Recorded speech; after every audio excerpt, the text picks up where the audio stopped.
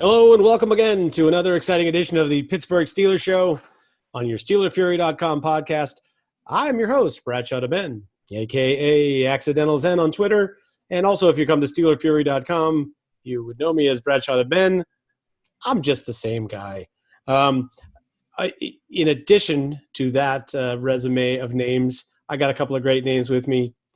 The two best cohorts money still can't buy who's joining us from the greater Indianapolis area, and I'm not really sure what's greater about it. His name is Jeremy Coleman, also known as Smith and Smoke, and he's with us. How are you, sir? Doing great. And also joining us from the greater North Augusta Chamber of Commerce, his name is Dom, also known as FC. He's with us. How are you, sir? I am absolutely fantastic. Yeah, you are. Well, and in Augusta, the Masters is coming up too. You've started the countdown clock. Oh, I just can't wait. Now, do you? No fans. No fans, and people are so pissed off. But do you have is there some house that's nearby next to the course that you know somebody? Oh, I know tons of people. I know tons of people with tickets. Like I said, it's beautiful to go to once. It's great to see. Generally, whenever you're holding the Masters, it's in April here, and you either have 94 degrees and 100% humidity, or it rains non-fucking stop. So you go once, it's great, and then, hopefully you can rent out your house and leave. That's what the locals around here do. Sure. Yeah, well, still exciting enough. How's your golf game this year? It's absolutely horrendous. Horrible. Oh, it's worse than ever. I played. I'm barely playing these days. I played once. This just it was like when they first opened the golf courses back up after the pandemic. I played, and actually I had a run, not the entire round, but I had like a 5 or 6 hole stretch that was as good as I played golf in 30 years or something like that. So I was like, I kind of like this pandemic golf thing. It's good. Anyway, I think it's all that time practicing on the Wii, the Wii golf. Anyway, enough about all of that. We got a Steelers game to talk about. This team, I'm trying to remember what their record is, the Steelers. I think they are 7-0, maybe. So with 7-0 in mind, Dom, I'll throw it to you first. You didn't have a heart attack apparently during the Ravens game. What was your take on that sort of first of all, how are you feeling at the end of the first half? Let's start with that question. I was actually very, very disgusted. Probably like 99.6% of Steeler Nation. But out of every bad, I said to the few people I watched the game with that I just hope they let Ben come out, no huddle, we get the kick, and let him, make plays, and then another rookie from this draft class has to go out there and make a play that changed the entire game. So I had some questions of the coordinating in the first half, and as bad as they were in the first half, I was ready to crown their ass. It was fantastic for the adjustments they made in the second half. Yeah, and Jeremy, even if the adjustment is letting Ben run the show on offense, I said much the same thing as FC. In my post-game write-up that it was not the best day for the coordinators, but it seemed like the coaching staff in general picked up the team a little bit at halftime. And it's hard. You work with a guy like Isaiah Buggs, first time really getting extended playing time. He looked a lot better in the fourth quarter than he did in the second quarter. I got to believe that coaching helped him out with that. What was your take on this game, both at halftime and then as the game went on from there? Well, the game started off with a pick six from Robert Spillane, so I was thinking, oh boy, it's going to be a great game overall for the Steelers. And then, that was really kind of the only highlight Pittsburgh had in the first half. So kind of like FC says, I was a little dejected going into halftime, especially since the Ravens were able to drive down and tack on that field goal to make it a 10-point game at half. I was thinking, oh boy, it's going to be a lot harder than I thought because the offense has got to find a way to get going. And sure enough, they did, through coaching. And then kind of like you said, the coordinators had a tough day scheming things open. Even Big Ben said, they kind of went back to playing backyard football in the second half, just lining up different formations, running different route combinations to get people open. So once the second half got started and I saw we finally started to move the ball through the air, I said, okay, we have a shot, because I knew the defense was going to keep us close. They had already done that, ended up forcing 4 turnovers from Lamar Jackson on the day, which couldn't have been more happier to tell my buddy at work that the next day. He's a big Ravens fan. So I threw that right in his face. Success. Yeah, so I threw that right in his face. But in general, talk about the grit to come back from a bad first half, ended up winning the game by 4. So it's funny. I mean, I may be the only one in this case. Not just on the show, but like in general in Steelers land, I never reached to the point where I was like, damn, they're going to lose this game. I actually, even when things were bad there at the half, I kind of just thought they need to change up the mojo. I need to change up the mojo. So I feel like I did something different, but mainly they just needed, not to flip on the switch, just to change their, what was in their mind. So clear your head, come out, let's try something different. And I just felt like the score was only 10 points. It was only 10 points different. And the way that they've made adjustments at the half in virtually all of their games this year, it just seemed likely that they would at least change some things up and play a little better in the second half. And I think, maybe the lowest I was when the offense didn't convert that first drive. But, the first drive of the second half, they didn't convert mainly because, guy dropped the ball, like they kind of ran in the wrong hole, guy dropped the ball. And it's like, before you know it, you're 3 and out. And the interception really did turn things around. FC, I'm famous for saying that I really loved, Highsmith as a sophomore in college. And by the time he got to his testing and everything, I was like, the bloom was off the rose a little bit for him being like a super high peak guy. But I felt all along that he'd be as someone who could contribute early, like a high floor player who was really polished and ready to play. And man, it wasn't just that he made the interception. They used him a lot as the extra linebacker.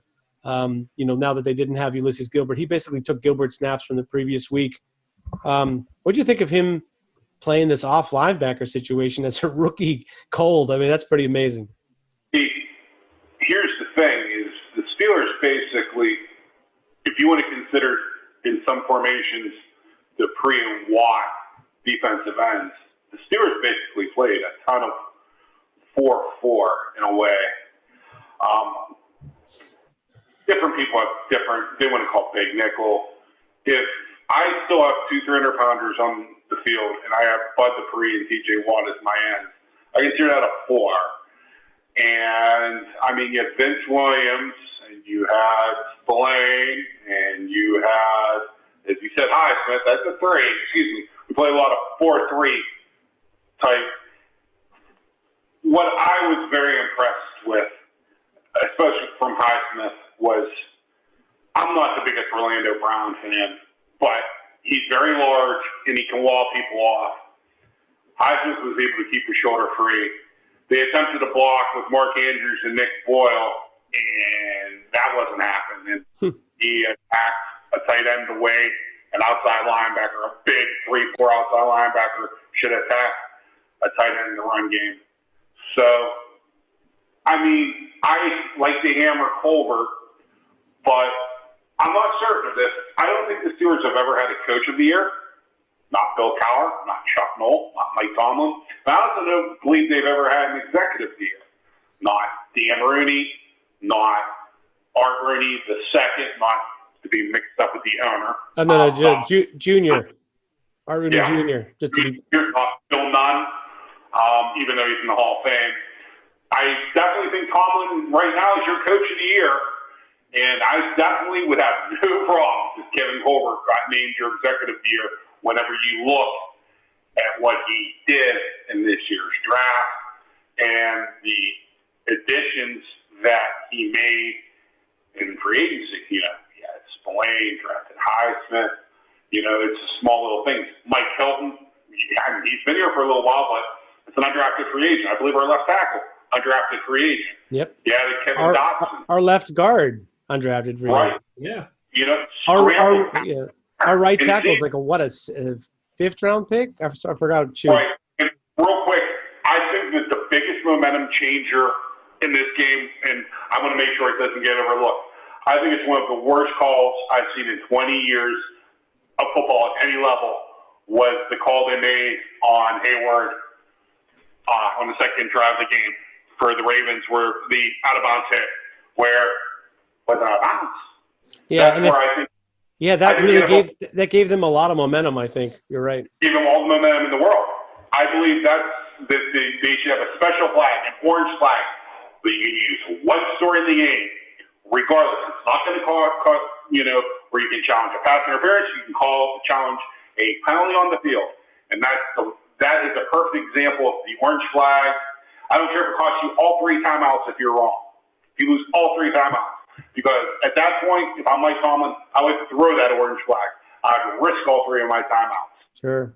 Well, they would have started the game with the pick 6 and a miserable 3 and out. And right. You're right. Go back to the sideline and ask. And you're forcing a punt. And if Baltimore gets down by 14 points, I don't think you have a football game. Yeah, that is football. And the bad calls are, especially in the NFL, are part and parcel, unfortunately. So, but you're right. That was a big momentum shift. So Jeremy, the thing that people want to point to with this game, and partially it's because I noticed that people in the fan base, like on the boards, talking about it, and also people who are quote unquote, more national voices on, say, Twitter or ESPN or NFL Network, they tend to, if the analyst in the game hits a certain point over and over again, these pundits tend to take that and run with it as if it's like gospel. And obviously in this game, Tony Romo hit over and over again how the Ravens were missing their offensive line. They got offensive linemen knocked out of the game, but yet we're running the ball down the Steelers' throats. They never mentioned Tyson Alualu in this equation. I mean, are you more alarmed at the rushing yards given up, or the thought of playing without Alualu? Like, how did you assess the situation in terms of the Steelers kind of getting gashed with the run against the Ravens? Well, I mean, I definitely will say it was surprising at times at how they got gashed, because I think it was 2 runs in the fourth quarter. They were like back to back. The Ravens went to this, veer option style, massive sweep options out, and it just gashed them like 3 or 4 times. And I was just like, guys, we've seen this play. It's not like it's, severe X's and O's here. It's more just getting guys and putting guys on hats. And it's like the Ravens executed it every time, and it was, big 14, 20-yard gains. And I was like, oh, my God, what is going on here? That we Johnny Majors is a little before your time, but Johnny Majors would be proud, right, FC? Oh, yeah, he would. On the head real quick there, Smith. With the Steelers' defensive count was wrong. They were off, where you had 4 blockers on 3 defenders. But that's spot on, Yeah, so that just surprised me in general, just kind of how it happened, just like back in a row. And I was just like, man, this does not look good at all right now for supposedly, best defense in the league, how they're just been able to gash us left and right and all that. And I was shocked, that we had given up, the amount of rushing yards we did for that game. And we gave up over 200 rushing yards in that game. I understand a lot of that is how special Lamar Jackson is, when he can get out of the pocket and create something, which is why I was so thrilled when he went to scramble again for that 4th down conversion, to basically end the Ravens' chances there. Because I was even telling the guy that I was watching with the B-Dubs, if this isn't the quarterback draw, I'll buy your meal. It's like, I know we all know what's coming here. Can we stop it? And then sure enough, Fitzpatrick got to him, and I couldn't believe he fumbled the ball. I just thought he was short. And then I saw Spillane pick it up. I was like, man, what a wild end to this game. Yeah, that's true. I mean, Isaiah Buggs apparently called it out in the huddle. He said they're going to – He beat a double team. Yeah. Yeah. I mean – Welcome to Pittsburgh. Welcome to Pittsburgh. I know, exactly, right? I mean, he earned his stripes there for sure. I mean, FC, I just feel like you're going to – you lose a guy like Tyson Alualu, it really changes everything in terms of what they're doing. And they took a little bit of a risk. They have – they're more worried about having backups who have some pass rush ability. Those are the guys they have, running backup defensive line right now and, or playing special teams or whatever. But, I mean, I kind of had the thought that Carlos Davis, this is before anything happened with Isaiah Buggs in practice this week, I kind of had the idea that Carlos Davis might be their guy that they plug in there, to stop the run game against Ezekiel Elliott this week. But now that looks like even more of a possibility because Buggs apparently hurt his ankle and didn't practice today. What's your take on that situation? I hope Bud plays, but we were talking about athletic freaks a little before the podcast got started. Carlos Davis, there you have yourself an athletic freak. Yeah. I believe to put it in perspective for people, he had an early pro day at the combine. He ran a 4.78 at 320 pounds. You can check that. That's what he was electronically timed at. And then at his pro day, he early pro day, supposedly ran a 4.66 at 316 pounds. So I don't know what you can do with that. My understanding is technique-wise, he was pretty raw, and sophomore, he needed a ton of work with hand placement. And I basically, I think I could find a way to use that type of athlete. I think this week against Dallas would be a good introduction for him to the NFL. And I heard about Bud Dupree. I don't know how serious it is. My understanding is it's not that serious because they weren't really practicing. Tom was basically giving them walkthroughs just because, the pantheon of games they just went through. Well, and they're also practicing under COVID restrictions, so they have to wear masks. There's a lot of issues about how they can practice and meet this week. Right. So, the only thing is I heard that Bud Dupree got nicked at practice. I don't know the extent of it. I don't think that really anybody does because that's the Steelers' way, which is good. It's not too many people in business. We'll find out on Sunday. Yeah, okay, but we don't at this point we don't need any more injury updates. I agree. I think we reached the saturation point already. But at least we're not San Francisco. By the way, you saw a stat earlier when I was watching the game. All of the San Francisco players who touched the ball, skilled players who touched the ball in the Super Bowl, were out of tonight's game. Or Breida's gone. He got, he left to another team. But basically, all the other players, it was like 9 guys, including the quarterback, all out tonight. So that right there is, we don't have that kind of problem, thank God. But I guess, more than anything, just happy. As I said last week, if they beat the Ravens by a point, I was going to be happy. The rest of the stuff doesn't really matter.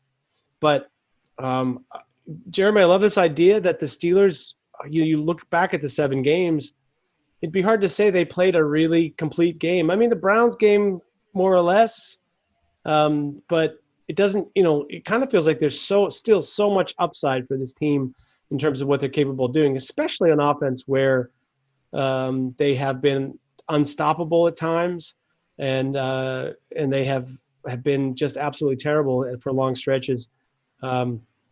Which should you be more concerned about the fact that they have had problems in stretches or more optimistic about the fact that they've been good in stretches? Were you glass half full, glass half empty?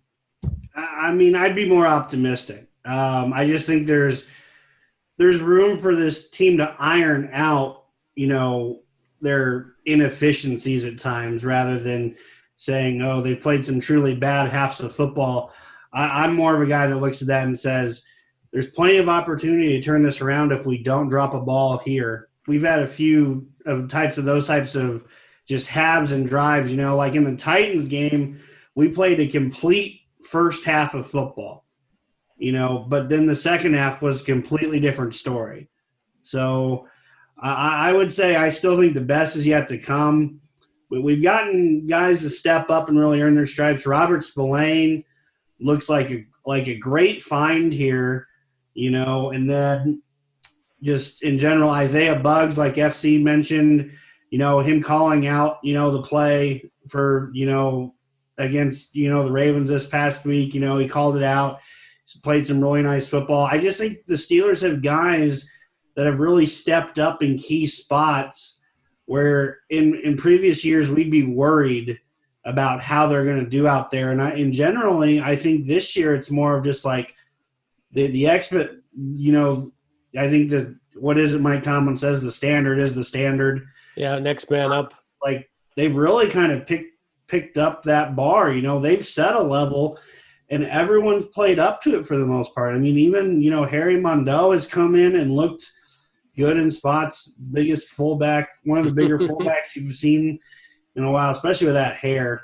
Yeah, that's fun. But they've stepped up and they've played well. With backups, either starting or getting their spot minutes.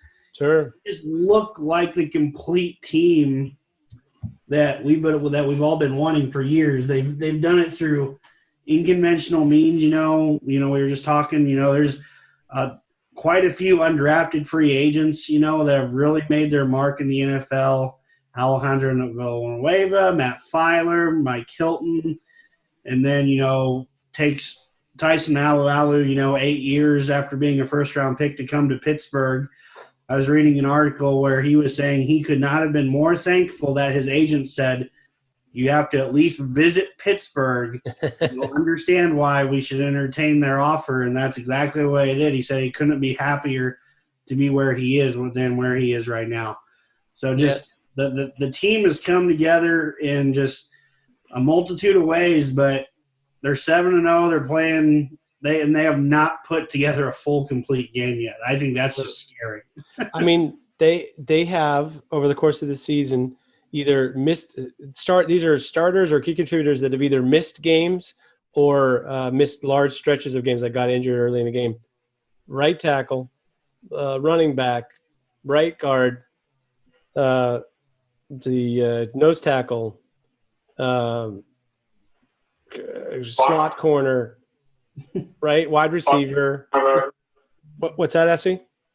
Devin Bush, the fuck inside linebacker. Yeah, and the inside linebacker. I'm saying it is absolutely unbelievable. They're 7-0 when you think about it. It's like that's a lot of guys to cover for. That's a lot of depth. But I think I might have said first couple of weeks of the season that when your depth is good, you have to figure out how to get guys involved. Well, they've certainly figured out how to get guys involved.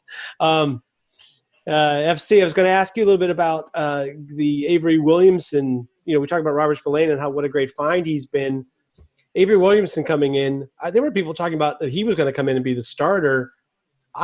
Would you be shocked about that? I kind of would. I don't think he's going to come in and immediately start. So I think he'll eventually win the job. See how he plays. See how Spillane continues to play. Mike Tomlin said he got brought in for depth, and the job Spillane's until he can come out and say it's Spillane's. But I'll put it this way: we could have done a lot worse. Very solid addition. I think he has the perfect number to play in Pittsburgh because it's the player that he reminds me of the most. I think he's very James Ferrier, where he's good in the run game, he's good in pass coverage, maybe not as good of a blitzer, super high football IQ, super high character off the field, great locker room guy, will be willing to play special teams, will do whatever the coaching staff wants. He's just typical Steeler pickup. He fits in the locker room. Yeah, and I guess, Jeremy, they were talking about, I heard a little bit this week, last couple of days, that Tomlin had talked, they knew they were interested in Bud Dupree, and they somehow had a conversation with Avery Williamson, and they got Tomlin, the two of them learned that they were both kind of football junkies, and they continued to have football conversations for years later after that. So that was one of the reasons he was handy. Plus, he played for Dick LeBeau, and he played with a bunch of other Steeler coaches and whatever. So there was this connection where he's already sort of familiar with the terminology. I mean, in retrospect, I was a little bit worried about the salary cap money because any kind of extra expenditure I wasn't really into. But when you hear like the whole complete story about that, that sure sounds pretty convincing. Yeah, I'd have to agree. What I did not realize that Avery Williamson and Bud Dupree were actually teammates at Kentucky at one point. I did not realize that they were that close in years. I thought Avery Williamson was honestly a little more up in years. I didn't realize he's still only, he's still on the right side of 30. I thought he was at least 32 or something. So, I mean, he's a lot younger than I thought he was. But it was probably confusing him with another Kentucky linebacker, Wesley Woodyard, who was also on the Titans there for a little bit. But I like the pickup. Well, like you said, he's a smart guy. In a year of COVID, you never know who you might not have week in and week out.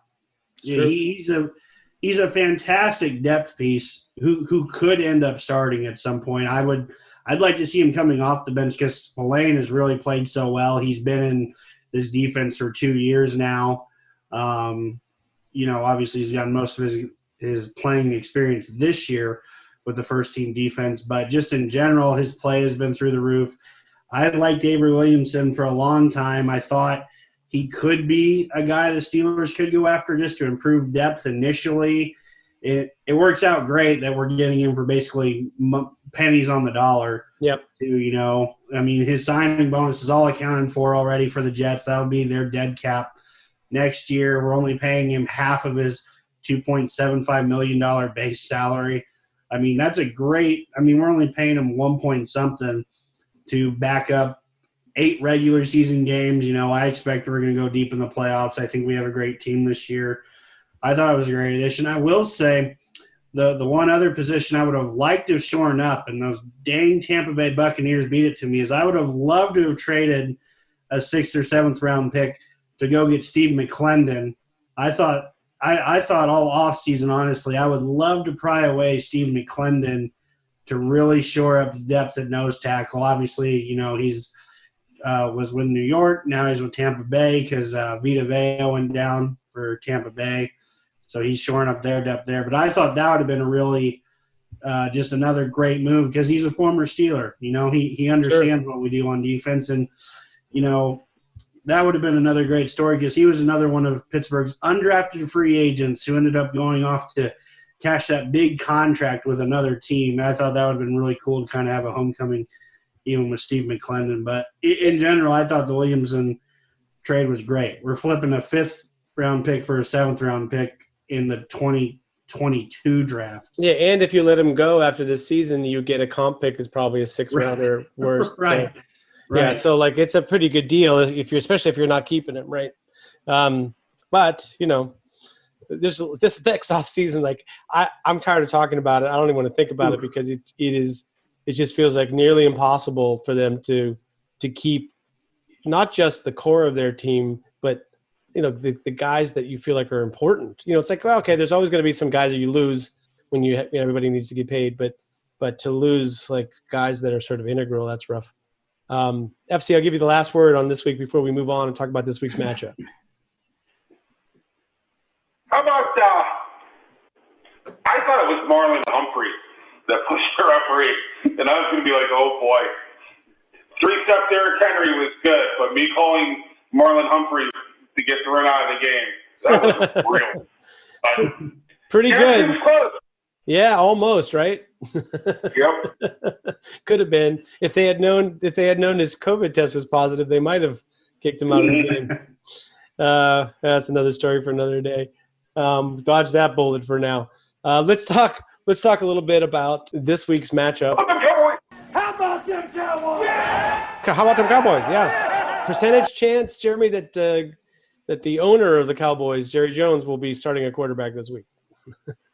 I'm going to go with 0 on that.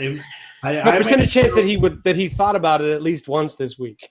I'm sure he did. I was making a joke with some coworkers today that they're going to have the coffin ready for Cooper or whoever the other guy is. I can't remember who the other guy they were talking about potentially starting, but I was like, they better have the coffin ready. Yeah. Because whoever's going to be back there is just going to get.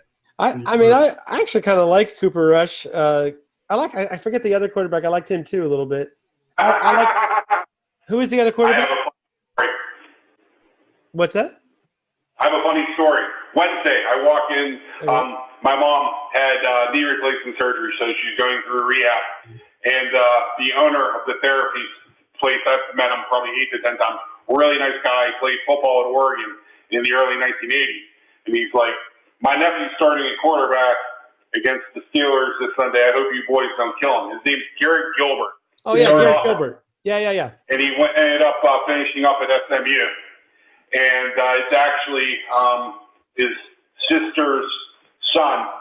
And Gary's a great guy. But, yeah, I don't think that Cooper Rush or Garrett Gilbert are ready for what's going to come out. No. I mean, I don't want to say that. I just meant that I like them both in their draft years. I like them as what I like to call like quarterbacks you can take late or as undrafted free agents who might actually be able to be contributors as backup quarterbacks. Sure. Decent number 2, great number 3. Both of them can play. Garrett Gilbert, pretty good. I know that who loved him, which is probably a reason he is where he is Gil Brandt. Gil Brandt was raving about Gilbert. So I guess it's only right and proper that he ended up in Dallas. But yeah, this week's matchup, you normally FC asked, if you haven't noticed, I like to talk about the line play and work our way inside out and talking about the games. But I guess I'll start with you this week. The quarterback play for Dallas, is there any way that they can overcome the fact that they're going to be starting like their 4th string guy? It's like this is their Duck Hodges moment, right? So it's their Duck Hodges moment with 4 backup offensive linemen and right. 2 of the most overpaid players in the NFL. And Ezekiel Elliott, he's making almost twice as much money as Derrick Henry, and Amari Cooper, who is making more money than Julio Jones or Devontae Adams or just about any wide receiver. Yeah. So, I mean, Dallas has unbelievable management problems. And it's a shame what's happened to that organization. Don't get me wrong, I'm not too sad about it, but it is. They're the New York Knicks, We are the New York Knicks. Yes, Well, I mean, Duck Hodges won, though. You know what I mean? He won a couple of games, and he even beat a pretty decent, Chargers team on the road. So, I mean, I guess what I'm saying is we haven't seen that sort of complacency out of the Steelers this year, where they looked flat against a bad team. I think they looked a little flat, but it was more like because they barely had any preseason. But I just feel like, I mean, always ask that question, is the recipe there? Like, is there a path, talk about for the election, the path to victory whenever things look bleak? Is there still a path to victory for Dallas in this game? And if so, like if you're the coach of the Dallas Cowboys, how do you prepare this week to give your team a puncher's chance? Can't turn the ball over. Can't take any penalties. Got to win the special teams. Got to stop the run. And you got to force Ben to make tight throws. Can Dallas Cowboys win this? Absolutely, they can win this week. Do I think they're going to win? No. But do they have a path to victory? Absolutely. Steelers turn over the football. The reason I don't expect the Steelers to be necessarily sluggish offensively, they're one screw up from the season being over with a 38-year-old quarterback. Now, you can say that about a 28-year-old quarterback or a 22-year-old quarterback, but, Ben is the franchise. I couldn't believe it. I heard 3 national people say that if they had to vote for the MVP right now, they would vote for Ben Roethlisberger. And the reason they would is because, he's never got an MVP vote. He deserved it. He's a member of an undefeated team, and he's probably the most valuable player to any team in the NFL. And the other person argued Aaron Rodgers, which I won't disagree with, but I think so that's why I don't think you're going to see a blasé or a sluggish effort from the Steelers offense. the defense, you have built-in excuses, but you also have those young, hungry guys that are coming into play. So generally, those guys, they play like their hair is on fire. So you would have to be, concerned about mental mistakes. But as I said, the Cowboys have 4 backup offensive linemen. They have 2 dangerous threats outside at wide receiver, but can those guys deliver them the ball? Can they keep, Gilbert, or can they keep Cooper Rush upright, versus that Steelers rush? Sure.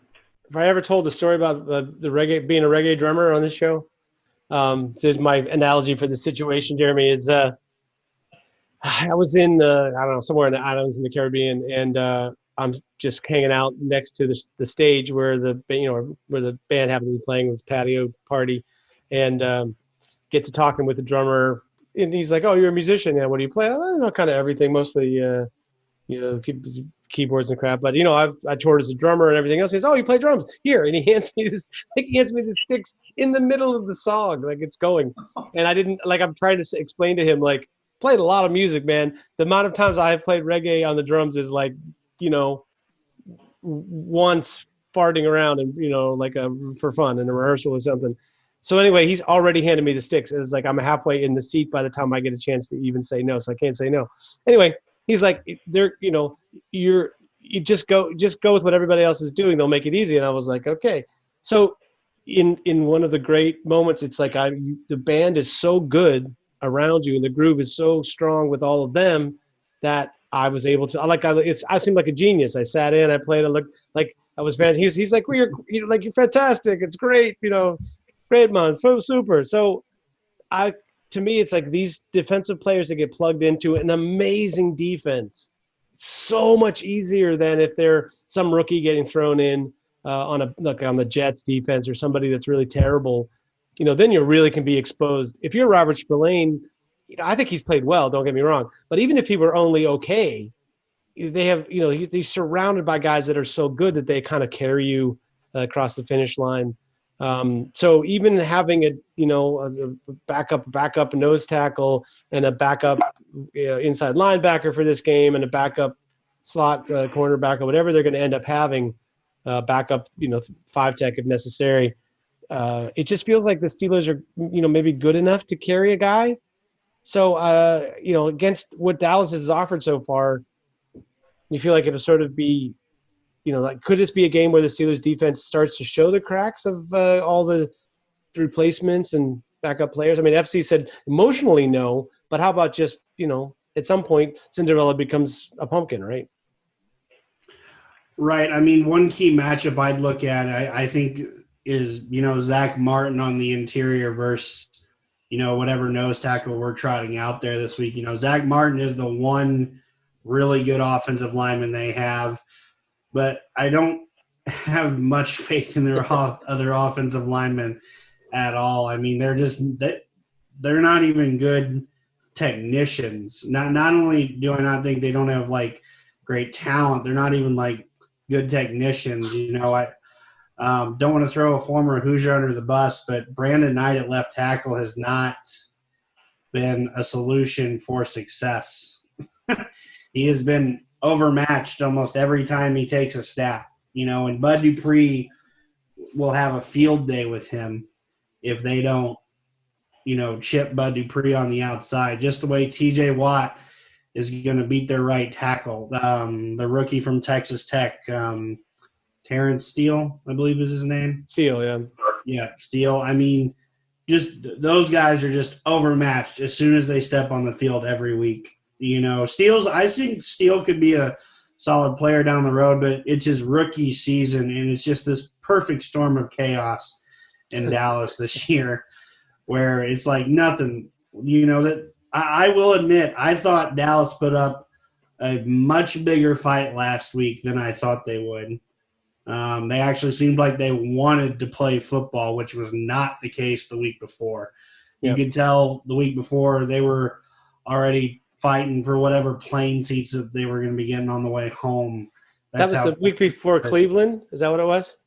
Yeah, I think it's the week they got destroyed by Washington. Okay, because I know the Cleveland game, I actually listened to a little bit of the game on the Dallas radio network in the car, and the announcers were basically saying, without saying it in these exact words, that Dallas's defense was basically not trying anymore. Like that they had gotten to a point in the game where they just quit, which is unbelievable. Right. But like I said, that looked very different from the team I saw play this past week. I think it was when they were playing the Giants, or whoever it was. I can't even remember who they were playing. The Eagles. Yep. Thank you. I knew it was an NFC East team, just couldn't remember. They actually looked like they were trying. DeMarcus Lawrence was giving it all in his pass rush. Vander Esch coming back finally gave them a needed boost at linebacker. I thought the cornerback Diggs, I thought he actually had really good coverage almost the entire game. There were a few throws he got beat on, but these guys are professionals. They're paid to show up and play an NFL game every week. If Pittsburgh were to truly, lay an egg, we could lose, but I just don't see it. I think this team is way too good and way too focused right now that they're going to come out here and lay an egg. I just don't think they have the horses to keep up, especially on offense. That offensive line, I've mentioned it already, but they are just truly underwhelmed every time they take the field. Yeah, that just seems like that side of the football particularly is a bad problem for them. Getting Vander Esch back, at least they look a little bit more normal on defense. But FC, flip over to that side with Dallas's defense and Pittsburgh's offense. So last week, obviously in the second half, Ben took the control of the flow and was basically, telling guys what to run out on the field, which is without doing it in the traditional no huddle style with the hand motions and everything. He was literally just telling them, just like run an 8-yard out, run a post pattern. It's like that's the football I play, every Sunday. And even, they just stopped calling plays altogether and you guys just go out. I mean, it wouldn't surprise me if at least one play Ben just said, yeah, just run her out. Do whatever you want. But that seemed to work against the Ravens because the Ravens are like super well prepared. They're looking at the analytics sheets and breaking down your tendencies for every down and what you'll be doing in the third quarter when you have, when you're down by a touchdown and blah, blah, blah. And Ben just threw all that out of the window. So that's a good strategy against a team that's heavily analytics. FC, by the way, I'm sorry I'm taking away from your time, but did you read the interview with Cliff Harris this week on Steelers Takeaways? I did not. So Cliff Harris was saying that he thought the biggest reason that the Steelers were successful against the Cowboys specifically in the Super Bowls was because Terry Bradshaw didn't know anything about the analytics or what he was supposed to do or how he was supposed to read their defense or react to the stuff that they showed him. He'd go to the wrong place where they wanted him to throw the football, but his arm would beat the play or he would go against a tendency or whatever. And so he felt like they were over-prepared, and that's one of the reasons that the Steelers bit them. This thing with Ben, how long can you go to that well and have it work once you get on tape and show what you've been doing with it? Like, is it the kind of thing that has a short shelf life and they shouldn't use it more, or should that be what the offense for the Steelers looks like all the time? Wow. For a guy that has a big problem with the round combinations in the first half, I like attacking multiple levels of the field. I come from the Sid Luckman school passing more than the West Coast school passing. Sure. Cliff Harris's comment may be true, but I've watched a lot of football, old films included. I don't think I've seen three better throwers of the football in my life than Terry Bradshaw. I'm going to say that right now. Yep. Bad weather, whipping winds, snow, Three River Stadium, throwing ball 70 yards. Patrick Mahomes, Brett Favre, and Terry Bradshaw are the three guys, and that includes John Elway because he had a little hitch from the baseball playing, are the best throwers. That doesn't mean that they were the most accurate. That don't mean they were winners like Tom Brady. But if you gave me horrible weather conditions, 45, 55-mile-per-hour winds, snow, wet football, those are the three guys I want. Because I know that their arm and arm strength, they can overcome anything. Jeff George would be on that list, but Jeff George No offense, Indiana was a fucking moron. Indiana salutes you, sir. Yes. But anyway, to get back to your question, I like to attack short, middle, and deep on every pass play. You want to come at me hot? That's fine. I'm going to run a 9-stop, or I'm going to run a straight 9 route, go route to Chase Claypool. It's going to be automatic. Your safety or your corner cannot cover. I believe that. He's too big, too fast, too strong, and he attacks the football with ferocity. Juju Smith-Schuster, if he leaves after this year, should never have to buy a meal or a drink in Pittsburgh, Pennsylvania ever again, because from day one, he's been everything that the Steelers should ever dream of a player being.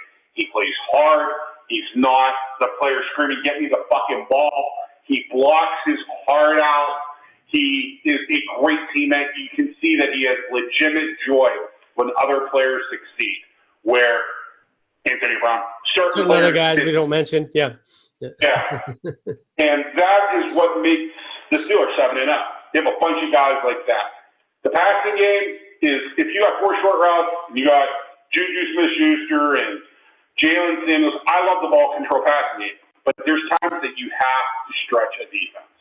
And that is why I think the Steelers do more out of no huddle and when Ben gets to run the offense than whenever he's getting it from Fitch and from Canada. Yeah.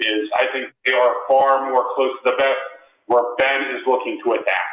And, you can't, a leopard can't change his spots, a zebra can't change his stripes. Ben wants to attack. And you're going to take the good with that. I think the thing about that, FC, is it feels like when they're in more of an attacking mode with the pass game, then suddenly that dump off to the running back, that James Conner made so much hay with in 2018 becomes part of the offense that's unstoppable. That really, it's like you think you've got everything covered down the field, and then you get a dump off to this guy underneath, and it's the equivalent of these young running quarterbacks who face, they get this man coverage and everybody's covered, and they take off with the football and make you pay. That's Ben's version of it. Is you dump it off to this running back and you get a free play that buys you another down, buys you. You get Le'Veon Bell $50 guaranteed on 66 catches. But if you don't attack downfield, if most of your game is pounding the rock, you don't or these super quick short passes all the time, then you don't buy that space for the running back to get out, which is what happened in 2019 2018, Connor and Samuels both had excellent results catching the football out of the backfield on these dump offs or whatever, because they had space created by the deep threat of Ben and obviously Antonio Brown. Then in 2019, suddenly you had no Brown and quarterbacks who didn't threaten defenses at all, and suddenly there's no space underneath.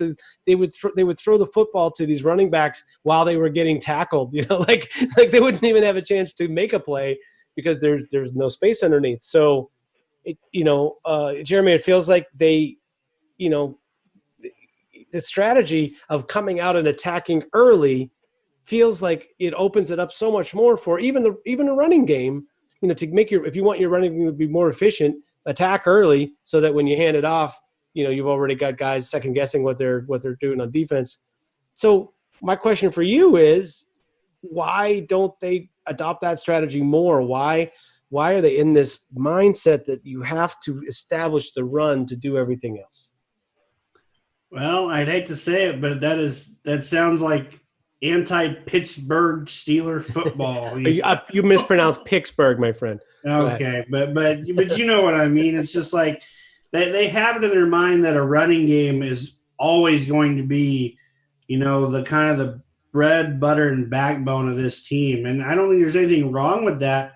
But, Ben's this prolific quarterback. They've had the luxury of having him here for the last 14, 15 years. They've seen him make incredible play after incredible play. And a lot of them is doing just what he did this past Sunday. Let's try this with this. You're going to run this, you're going to run this. I'm going to call my own plays. He's had a lot of success with that, where, like you said, it's in that attacking mode of offense. Let's get after these guys. But then the Steelers, when they have done that, then they've gotten away from it. They've almost went back to cower turtling with the ball, 3 yards in a cloud of dust. As long as we keep moving the clock, our chances of winning keep improving. And I don't think there's anything wrong with that, but I've always been a proponent of you always have to stay aggressive because the ball can go any way you don't want it to, and that can completely change the momentum of the game. It's kind of the same way on defense. Us attacking Baker Mayfield constantly. We didn't let up. We didn't stop. Why wouldn't – it's almost the complete opposite on one side of the ball. On defense, we have this constant attack vibe. On offense, we have let's see if this will work. We'll see if this works. Hopefully this will work mentality. Yeah. They're willing to risk giving up a big play on defense, but they're not willing to risk making a big mistake on offense. It's very strange. Right, right. Because they have the pieces on offense to make big plays. And it just doesn't seem like we go to the well enough when we can. Yeah. Right. FC, we've been watching Ben for 15 years. I'm not suggesting that this is what they should do, but I mean, what would happen if they basically lined up Ben and threw the football 50, 60 times a game? It's like I'm not sure that they would be any worse at converting third downs, at possessing the ball, at scoring points. Tell me where I'm wrong. I don't think you're wrong. Where I think that you may be wrong on the initial point is I don't think that Ben, if you got to call the offense would run the ball or pass the ball 50 or 60 times. I actually think he would mix in the run game because I think he understands that 7 in the box, that's a win. But if you're gonna, if you're gonna put that 8 man in the box, I'm gonna burn your ass. I'm not certain of this, but the 2005 offensive staff, I believe, was Malarkey and Weisenhunt were on the same staff. And I believe that Weisenhunt was the offensive coordinator and Mike Malarkey was the quarterback coach. Would that be correct? Well, I thought Weisenhunt was the OC already in 2005. So Malarkey, was he the tight ends coach? Is that what you think? Okay, or maybe quarterback coach. Correct. But both were on the staff. And you remember, say, the AFC divisional playoff game against Denver, where everybody thought we were going to get killed. Jake Plummer was quarterback. We had to go into Denver on the road. We were the 6th seed. I believe it was the divisional round. And Ben came out and was 16 of 18 for 221 and 3 touchdowns in the first half. Right. We just coasted to victory. That is what I think Ben Roethlisberger would like to do on offense. Agreed. 30, 35 passes, a ton early, until you respect me. And then whenever you pull that 8th man out of the box, here comes Connor, here comes the run game. Right. And we've been saying it for as long as we've been in this podcast. You pass to win, you pass to win the game, and you run to kill the clock. Yeah. And that's what modern pass to score, run to win. Yeah. Right. And by the way, Malarkey was not with the Steelers then. He was the head coach of Buffalo. Okay. I stand corrected then. He left the Steelers in 2003. Okay, I thought that we had 2 similar type of offensive minds. I can't remember who it was right off the top of my head. For some reason, Malarkey didn't sound right, but I wasn't certain of it. Regardless, at that time, because I think that Ben, he had just come off the rookie year where he went 14-0 in the regular season, got knocked off in the playoffs, and the second half of that season, starting with, I believe, the Minnesota Vikings team. We got waxed by Philadelphia. Then we played the Minnesota Vikings game, Chicago in the snow, and the Steelers caught fire. I think the Steelers just happened to catch fire early in the year offensively in some ways. And the first thing that Ben realized is this Claypool kid, within 15 or 20 plays on offense, I got to put the fear of God into safety. And whenever you got a guy that's pretty much bigger than our outside linebacker, Highsmith, that we drafted, and faster than, probably any player in the AFC North not named Lamar Jackson, I can put the God into teams and in players. And that's the first thing that I noticed about in that Ravens game in the second half is Chuck Clark looked at Marlon Humphrey when Chase Claypool almost made a play and was like, we don't got nothing to stop that. There ain't nothing we can do. I cannot come off this hatch and give you the help against him. Yep. And I think that there's a lot of defensive coordinators that are going to be realizing that. Yeah, absolutely. And I mean, I would argue that in terms of as a mismatch on the guys that are usually tasked to cover him, that Ebron is nearly as big a mismatch inside because of that burst that he gives you against a bigger player or the size that he gives you against the safety.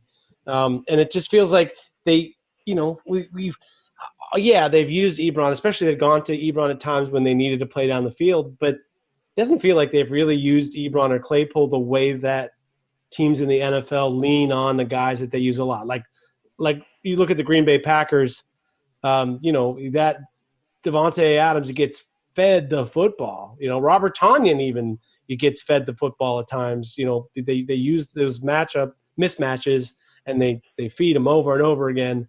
And the only guy that really gets fed the football in this offense, well, I say James Conner, but Deontay Johnson gets targets. But it just feels like they have the personnel to do it. They just have to have the personality to do it. They have so much personnel. They have so much at the positions. Deontay Johnson, Juju Smith, Chase Claypool, Eric Ebron, James Conner. There's a lot of mouths to feed. Yep.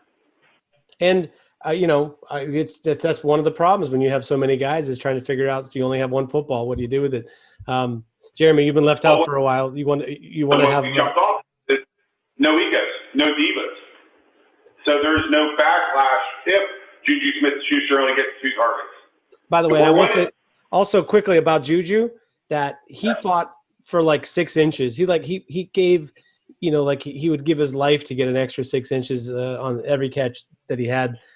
That is something that I think his teammates really appreciate. I know personally as a fan, when people try to badmouth him for whatever reason they have agenda, that a player that fights like that with the ball, man, that means a lot, especially at a position like wide receiver where they don't all fight for a couple extra yards. Maybe they fight like that if they're a lot like the last player we drafted from USC whenever it comes to football character. That's the only thing I'll say. Troy Polamalu. Oh, that guy. Yeah, right. Yeah, I remember him. Football character-wise. Yeah. Yeah. So, Jeremy, you've been left out of this conversation for a while. I'm sorry. I'm chatty as hell tonight. No, So in terms of this spreading the football around in the Steelers-style offense, anything you'd like to add to that conversation? Well, I think that's how the great teams do it. I think that's what made San Francisco so tough last year is that they just spread the ball around in their offense a bunch. Yeah, they ran the ball a bunch, but they gave the ball to Emmanuel Sanders. They gave the ball to Deebo Samuel. They, let George Kittle get in the game. They let Ross Dwelly go out and catch the ball last year, and he's your backup tight end. They effectively used all of their big, shiny weapons. I think that's simply what we need to do in Pittsburgh here going forward. We've got so much talent. Let's use it all because as soon as, a defense tries to take one away, Ebron's going to burn your linebacker the rest of the game. If you devoted safety help to help cover Claypool on the outside going deep, that just means Ebron's going to feast on your linebacker inside all day. Sure. There's so many different things the Steelers can do with the type of talent they have.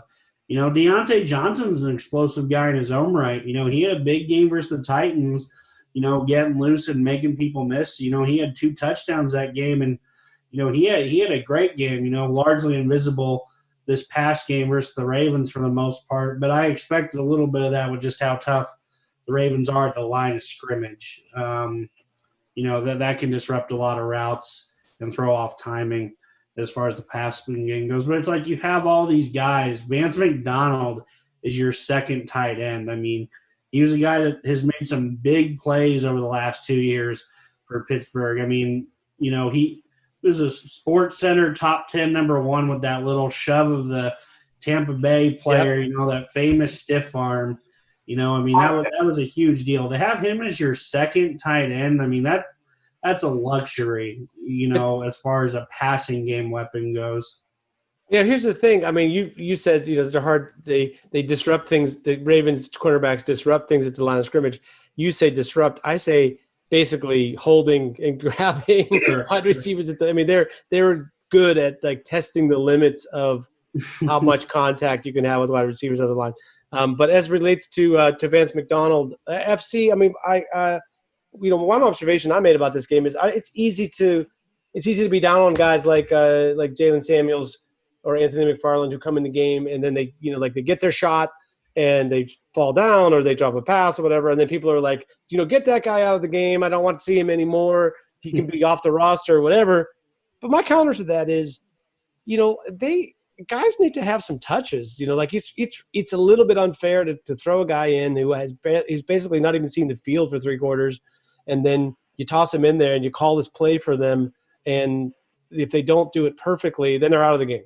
To me, it's like you build that relationship, you build their confidence a little bit, you build the relationship a little bit so that that when you have to go to them on something that's not a designed play for them, that they're going to be there for you. I mean, am I wrong to think that, if anything, that the Vance McDonalds and Anthony McFarlands and Jalen Samuels should be getting more touches at the expense of the guys that they maybe lean on a little bit too much? I think that McFarland brings an element to the offense that we don't have in our backfield, which is one cut, and he can really make some plays. Check the Ohio State film from when they were in college. Vance McDonald, on the other hand, a lot of times when we celebrate that Terminator run, Connor run, what often gets overlooked is Vance McDonald's down block on a 275-pound defensive end, sure, which opens that hole, or Jalen Samuels block coming back inside, which allows Juju Smith, instead of get 8 yards on 3rd and 11, to get 12 yards on 3rd and 11, where he out-muscles one guy where he would not muscle two. In getting players' tastes, I think that is a really good way of putting it. And I think that most people that watch the NFL now, Kansas City's passing offense and the talent, a lot of people think it's the benchmark. And I would not only argue, but I'd be dug in and willing to fight that I would take Mahomes over Ben, and I'd probably take Tyreek Hill and Kelsey over Juju and Zach Ebron. But you better believe I'm going to take Claypool, and I'm going to take Johnson and the rest of our guys over Demarcus Robinson and Pringle and Mecole Hardman. The point that I'm making is Kansas City, I think I'm not a big fan of Fat Andy, but he does do a good job of getting the stars the ball, but he knows when he gets the supplemental pieces of the ball. Patrick Mahomes didn't deserve the Super Bowl MVP last year. Williams, the running back, did. I mean, 211 yards, Patrick Mahomes passing yards came on screen passes, and of those 211 yards, I believe that Williams had 131 yards after contact. So, I understand that the fan base wants Claypool to play 60 or 70 snaps. I would love it too. But, you have to design your offense for the team. And you definitely have to give Vance McDonald his touches. Vance McDonald deserves those touches for what he does in the run game. And the same thing can be said for Jalen Samuel. Now, I would like to see a little less of Jalen Samuel in the offense. It's nothing against Jalen Samuel. I would like to see him maybe put on 10 pounds and be our fullback. But, I mean, here's the thing, though, that thing, the pass that he dropped, the route that he runs, he's got that little burst coming out of his breaks that not every running back has. That's the thing that you want him to have. So if he gains the weight, maybe he doesn't have that. And I'm not suggesting you build a package for him or anything else. I just mean, guys that have different elements that have a couple of things that they're good at. I think that you got to show the threat of them so that when they're on the, they're on the field, that nobody can tell exactly where you're going. And just having so many of the carries to James Conner for running backs and so many of the targets in the passing game going to Deontay Johnson, that's kind of a big deal. Go back to 2005 real quick.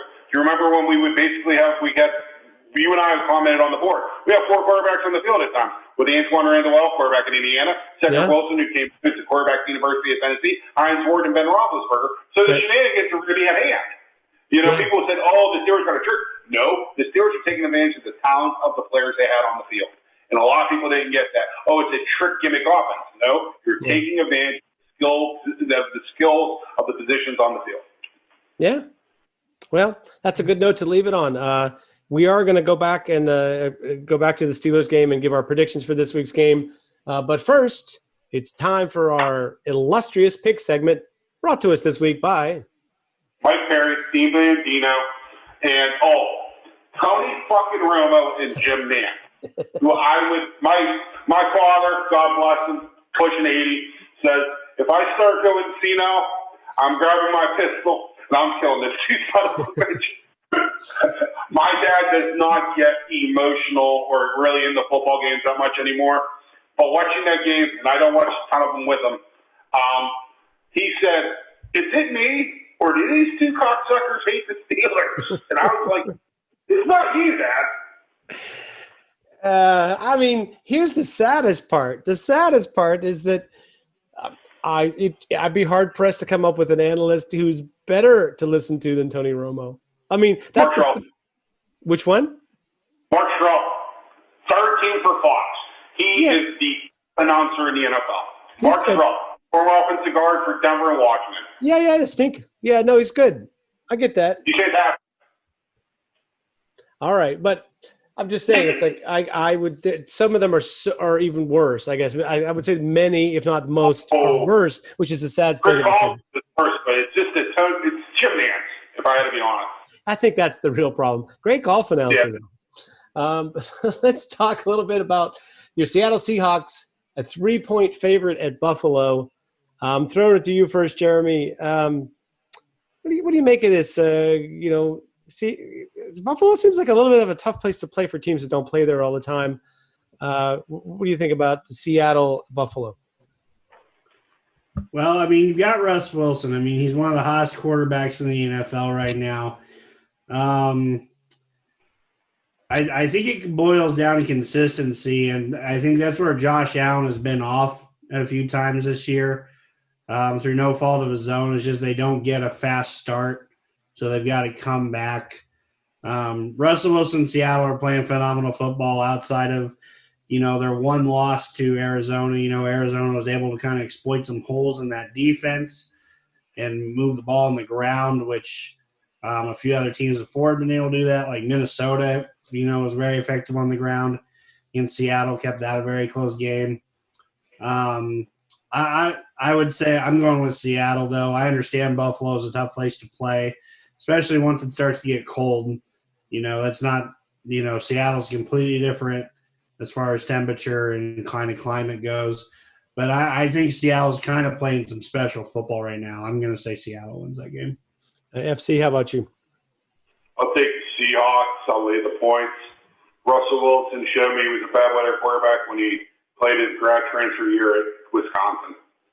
Yeah, but here's the problem. It's not going to be bad weather. It's going to be summertime up here in the Northeast. Oh. I think it's supposed to be 70 degrees and sunny or something on Sunday. So DK Metcalf and Kevin Lockett.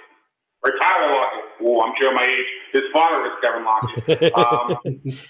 You're not even that old. Yeah. It's all those blows to the head. I'll take Seattle as well. We talked about Tennessee being a team that, aside from last week, is a team that plays better at a higher level than you think. Like, they're better than you think they are on a week-to-week basis. And Buffalo is a team that should be better, and they're capable of on a given week beating anybody. But they just seem a little bit out of sorts right now, which it happens to teams in the middle of the season sometimes. And they either get it together and make a stretch run, or they fade and that was it, right? But I think we're all aligned about Seattle. Let's talk about Baltimore at Indianapolis. Baltimore is a 1.5-point favorite at the Colts. I'm going to go to you first, Dom. How do you see this game? Baltimore, by the way, without Marlon Humphrey, if I'm not mistaken. And seven linebackers. And 7, there you go. Somehow they're not postponing this game, though. which I'm not complaining about, but it's crazy. Right. Jeremy may not be too happy with this pick. I'm going to take the Indianapolis Colts. I'm going to take the 1.5. I watched the Colts, and everybody talks about their pass defense, and it's pretty nasty, but they got some big boys. Also, on the defensive line, Allen Armstead was a huge get for them. So I'll take the Colts. I'll take the points. I think the Colts win outright. Jeremy, how about you? Yeah, to begin the year, I was dogging the Colts, to be honest. Everyone was like, "Oh, they've got this great defense." I was like, "Yeah, you look real great when you play Detroit, Minnesota, the Jets. They had a very easy start to their schedule. They let Jacksonville sneak in and beat them. Very first game of the year. But honestly, had been telling people that Phillip Rivers really had not played good football, but it actually I've watched them the past 2 weeks, and it looks like Phillip Rivers is finally starting to play kind of up to that former Pro Bowl level. In the beginning of the year, I thought he looked pretty shaky. He's looked better these past few weeks. He's made much bigger plays these past 2 weeks.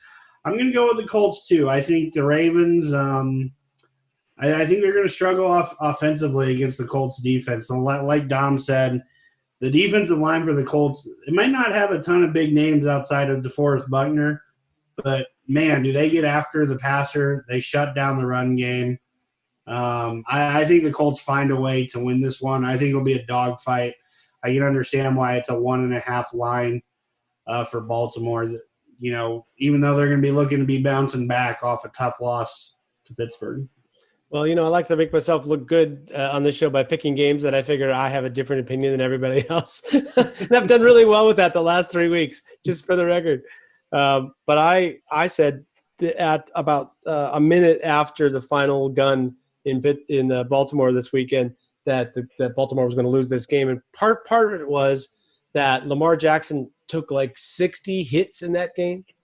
And I just feel like you play this, physical style game against a division opponent that you're all sort of like wrapped up in. That's got to take a little bit of a toll. And then, the loss that Tennessee had this last weekend reminded me of a stat I saw.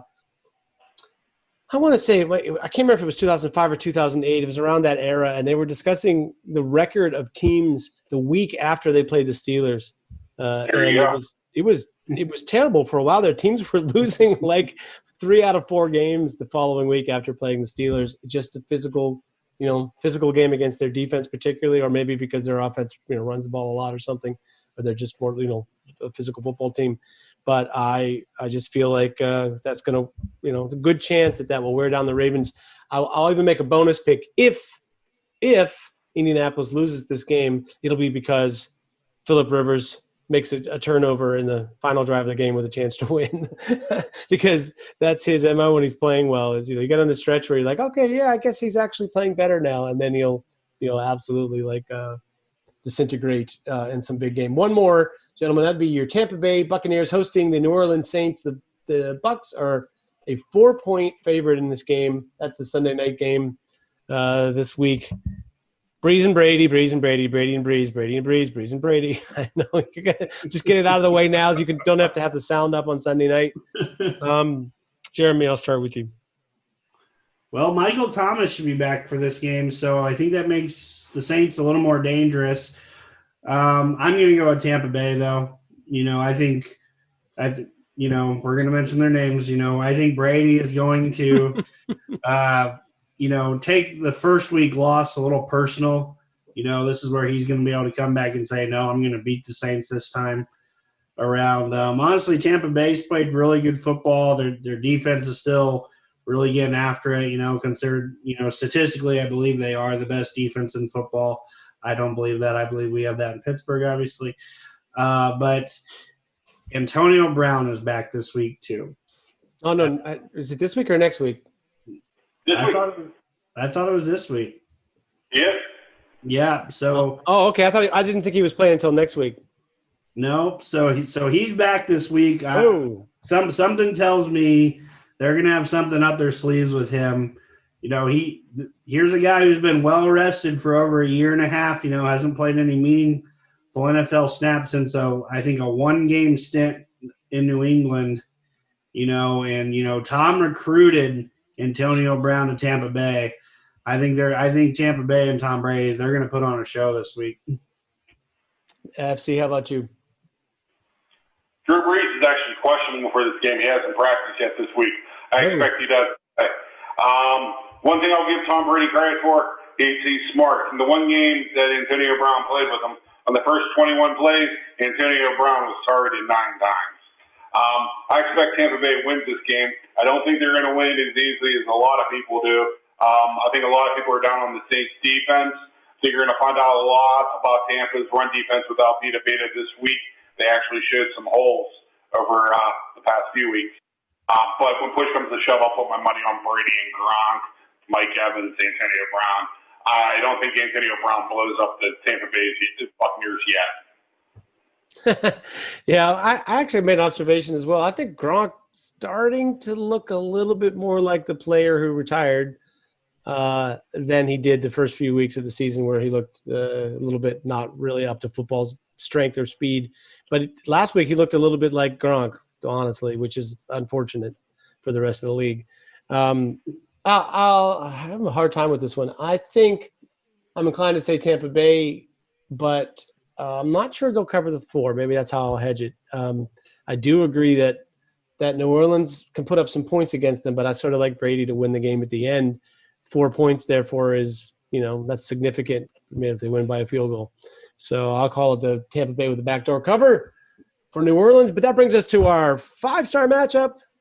The 5-star matchup this week is your Pittsburgh Steelers at your Dallas Cowboys. That sounds great on paper. I'll bet before the season they were like, ooh, this is going to be a matchup this week. Steelers and Cowboys renewing their rivalry of the 70s and the 90s, et cetera, et cetera. FC, I'll go to you first. How do you see this happening? Hate to do it. Never, ever, ever, ever, ever we do whenever I write a pregame. I'm going to take the Pittsburgh Steelers to win this game 27-0. I just think that the Steelers are at a different level mentally and physically, and I think they are the far better team. Best team isn't always the most talented, and I don't think the Steelers are the most talented team in the NFL, but I do think that they are the best team. I said that I would proclaim what the Steelers were after the Titans, Browns, Ravens, and what I think they are is, without a doubt, the best team in the NFL. So I'll take them 27-0. Bold. Jeremy. I might even go bolder. I'm going to go 41-3. There's something worse about predicting 41-3 than 27-0. 27-0 is like, we ran the ball a lot and we got them down and they kept trying for touchdowns later. 41-3 is like you're up 30-0 at the half, and the other team does a 2-minute drill and they kick a field goal to feel better about themselves. Sorry, go ahead. Well. So the one thing I will say is the Steelers have scored over 30 points in almost every game they've won, except this past week against Baltimore, and they're facing one of the worst defenses in the NFL. So not only do I think the offense is going to get after it, there's no way the defense doesn't get after it this week and give Pittsburgh Steelers some short fields. Yeah, here's what I think. I think Dallas is playing a little better now than they were earlier in the season. If this game had been played like 4 or 5 weeks ago, I'd be all over this blowout. I still think it'll be a blowout of sorts. But I will make it a slightly more respectable 31-13 for your Pittsburgh Steelers to win. I just feel like the Steelers defense is good for one of those drives a game where the other team runs it down their throat or makes a big play or something. So it's a little bit too hard to shut them out, especially because DiNucci's not playing again. If Ben DiNucci were starting this game, I'd be all over that shutout score. But still, I'll call it 31-13. Yeah, so not the closest game. To me, the downside with this game is you just played this stretch of, high-octane, intense matchups, and now you're, going on the road and you're playing, on turf and it's like all kinds of stuff about this game is just like different than they have been for the last few weeks. It doesn't necessarily, automatically generate the kind of passion we'd like to see from them. But hopefully I'm wrong about that, and that they'll be it'll be more like 48-0. It'll be worse than either of you said. But I love that the humiliation field goal, the one where you're like, we're showing that we're giving up on winning the game just so that we can not get shut out. That's terrible. Last word, I'll give one to you, Jeremy. But I think I said something a little bit along the lines of this earlier. Have the coffin ready for whatever Dallas trots out there at quarterback. I mean, there's just no way they're keeping that white jersey clean in Dallas this week. FC, how about you? Right on CBS Sports. Found it hard to believe, but for the first time in the NFL history, one team had 4 different players be NFL Defensive Player of the Week. Stephen Stewart was named the NFL Defensive Player this week to go along with Bud Dupree, T.J. Watt, and Vince Williams week 1 to be the 4th player to be named the NFL Defensive Player of the Week. I found that to be amazing. Yeah, none of them were named Minka Fitzpatrick either, or Cam Hayward. They got room to go. I'll make my last word this. I mentioned earlier that the Steelers, need to attack so that they can build some space for their running backs, both in the run game and also in receiving out of the backfield game. I feel like they had their extended preseason in the first 4 games of the year, and worked on a lot of stuff. This game, I feel like, to keep their attention, I think that's the kind of thing you focus on is let's get some of this deep intermediate game working so that we can open up the rest of our offense. And I have a feeling that we're going to see not just this, arbitrary sideline deep shots, but some real working of deep balls and deep intermediate balls in this game. It's a good week to try that and not feel like you have to worry that any mistake you make will be magnified. So be aggressive, push the ball downfield, and let's talk next week after a big Steelers victory. Thank you to Smith & Smokin', Jeremy Coleman there with us in Indianapolis, to Dom FC down there in South Carolina, to Steel Perch, who wasn't with us tonight but in spirit, and for everyone at SteelerFury.com board and all of you Steeler fans out there listening on the show, be sure to join us at SteelerFury.com for articles and discussion about the Pittsburgh Steelers that you love so much, and also on Facebook at the Steeler Fury podcast page on Facebook. In the meantime, I'm your host, Bradshaw DeBenton, a.k.a. Accidental Zen on Twitter, also known as Will Mastersack here in the flesh. And to all of you, I say, go get 'em, Steelers. Go Steelers.